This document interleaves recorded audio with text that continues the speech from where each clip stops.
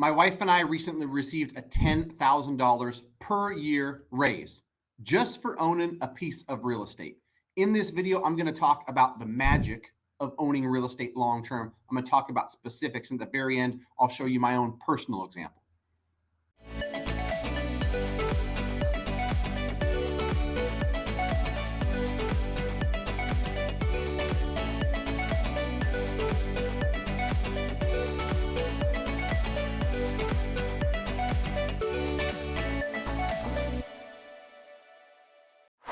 All right, Matt, the mortgage guy, residential mortgage broker. I do mortgages all over the country. I help investors. I'm an investor myself. Me and my wife invest in real estate. So I speak from real life experience. In this video, I want to tell you a personal story. But before I do, I'm going to jump into 5 or 6 benefits of owning real estate. If you want to get started on your real estate investing journey, go to greatmortgagebroker.com, fill out the form. My team can help you no matter where you're at in the country. Greatmortgagebroker.com. Go fill out the form. I'll save my personal story till the end, so stay tuned for that because it was a really cool raise, and how it worked out was pretty cool in my opinion. Maybe it's because I'm the one that's going to get an extra $10,000 for the rest of my life just for owning this piece of real estate. But before I jump into that, I just want to talk about some of the benefits of real estate. Some of them you may have heard, some of them you might not be super familiar with. I think everybody talks about, passive, steady income. That's going to be number one on why people like owning real estate, because you don't have to go trade your time and your hours always to get this income. I understand some people with their first couple pieces of real estate have to manage it, and so it's not so passive. You do have to trade some of your time. But over time, what I see a vast majority of investors do is they set up their real estate investments in a way where they own it, they've got property management, they've got handyman or contractors that can do the work, and they're really hands-off. It's fairly passive. So if they're making 200, 500, 1,000, 5,000, whatever the number is per month, it's passive. It's happening in their sleep. It's a steady income stream that you can count on. And like most things in real estate, it doesn't happen overnight. But even if you set this up over a decade or two, how cool is it to be set up in retirement with a steady income that pays you passively, where you don't have to go trade in hours of your life doing work?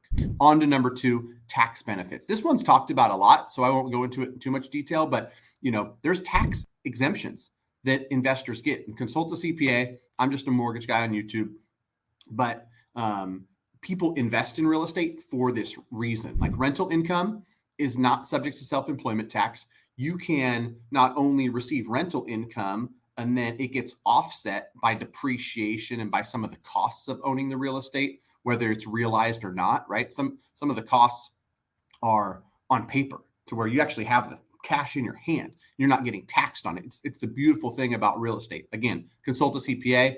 I'm just a mortgage guy investor spouting on YouTube. The tax benefits are a huge reason why many millionaires invest in real estate. So I won't go into further detail, but there's tax benefits, right? Another thing that people really like about real estate investing is you get to own a piece of real estate that the mortgage payments are covered by somebody else, right? If you own this piece of real estate where there's a $1,652 a month mortgage and somebody else is paying you $2,000 a month, you get to own this piece of real estate long term. You're not the one paying it down or paying it off.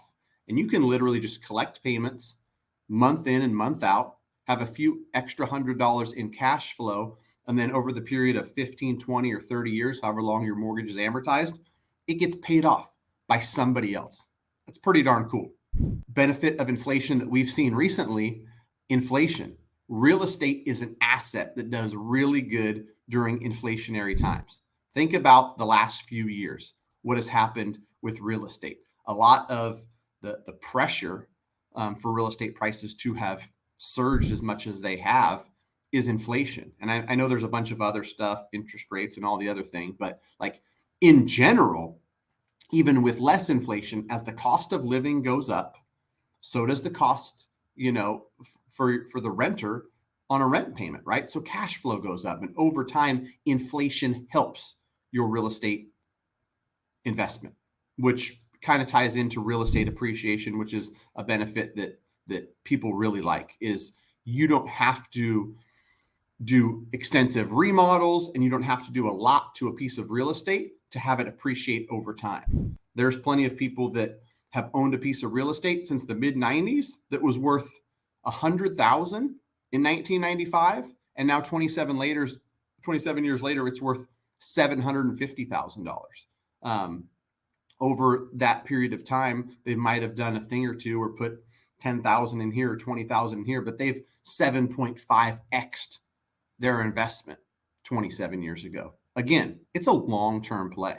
I'm not telling you you're going to 7.5x in a year, like some people want to do with really risky investments. Real estate is more low risk, get rich over time, and it's not, a 10x, 20x multiplier in a year. It's also not a go to zero like our friends at FTX. Last and not least, you are the decision maker when you own real estate. There's multiple different ways you can do it. There's multiple different properties you can own and how you can structure it, but it gives you some freedom. Today, you've got people doing all kinds of different things with real estate. Some are doing Airbnb, some are doing long-term rental, some are doing medium-term rental where they've got traveling nurses or something in it. I think it's really cool when I talk to somebody who runs an Airbnb. The last interaction I had with an Airbnb host, I said, how do you like running an Airbnb in this neighborhood? That Airbnb host sent me a picture from Germany and said, I love it. I'm here in Germany and I'm collecting a premium by doing these short-term stays. Most of it's automated, doing her part to make sure that it's an enjoyable experience and it's easy for the people who stay at her Airbnb to get in and out and they know where everything is. But besides that, she's just collecting money against a mortgage that she's paying down on a property that's appreciating. It's gold. Okay, let's get into my example. Wife and I bought something in 2019, and over the last few years, we've seen rent increases, which I don't think should be a surprise to anybody that over time, you're going to have rents on a 1-bedroom, 1-bath go from $695 to $725 to $750 to $825. This particular fourplex happens to be managed by somebody else. So I'm just making sure that the property is upkept nice, all the tenants are happy, and they're being charged a fair rent. I leave a lot of that up to the property management. So it wasn't even a case of like, let me see how much I can squeeze. Property management was like, we're well under, we'll take it up by $50 and we'll still be under market rent. So over the last 3.5 years, rents collectively on this fourplex have gone up.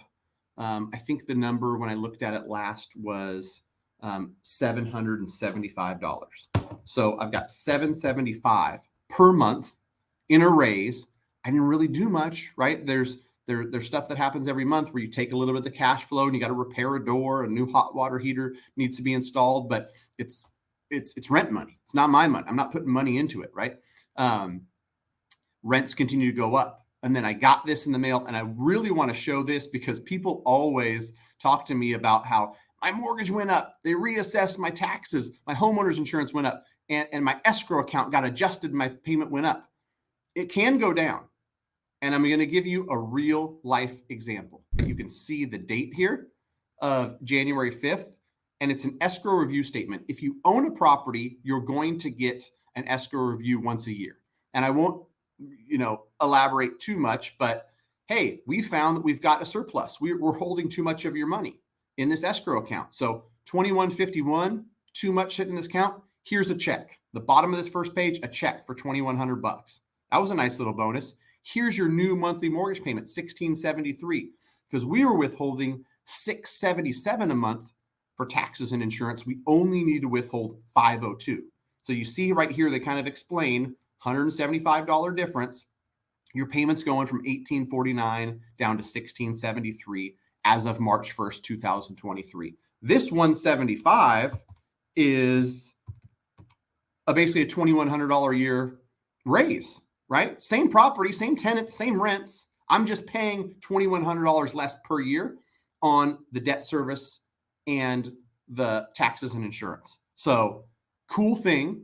as an owner of a piece of real estate to just get a $2,100 a year raise. And like I said, I think it was $775 in rent increases. So that's $9,300. So really it's like $11,400 per year over the last 4 years in increases between rents and that, $1,673 a month. Collectively, the rents far exceed that. So I've got property management, a couple of repairs here and there and all that stuff. And then just the surplus deposited every single month in the bank account like clockwork. I spend approximately 8 minutes per month talking to the property manager. If there's any big issues, hey, we got to paint the siding this year. Can you approve that? We're going to do a couple repairs here and there. All right, cool. This is just a breakdown, just so people can see it, because when you get something like this in the mail, it might seem super, super confusing, but they explain to you the minimum amount in your escrow account we need is the 502 we collect per month times 2 months. So 1,004 is the minimum we need. We projected that the lowest this thing's ever going to go, if you continue to pay us what you've been paying us, is $3,155. So we got to send you $2,151. That's why they sent the check, because they had too much and it was going to be more than the minimum reserve they needed. And then back here, they just break it down. $2,000 twice a year is the property tax that's going to be due. Once a year, homeowners insurance of $1,898. So they need to collect $6,000 per year. They were collecting $677 times 12, which was in excess of $8,000.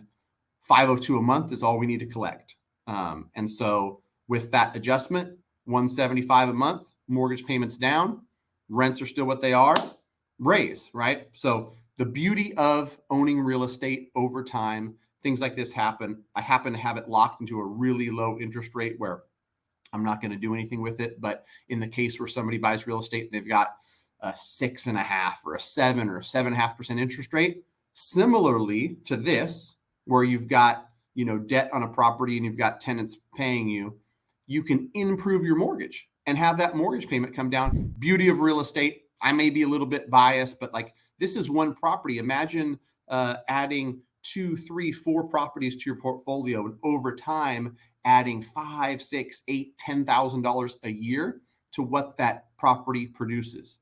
It's no surprise why real estate investors with only a handful of properties can build a pretty good, not only net worth, but monthly passive income through real estate. If you want to watch other videos, I got them all over the channel. Look here, here, here, and here, all over for other videos related to real estate. Again, greatmortgagebroker.com. If you want to connect me and my team, if you want to connect with a realtor anywhere online, go to homeandmoney.com/Matt. Check out this video right here.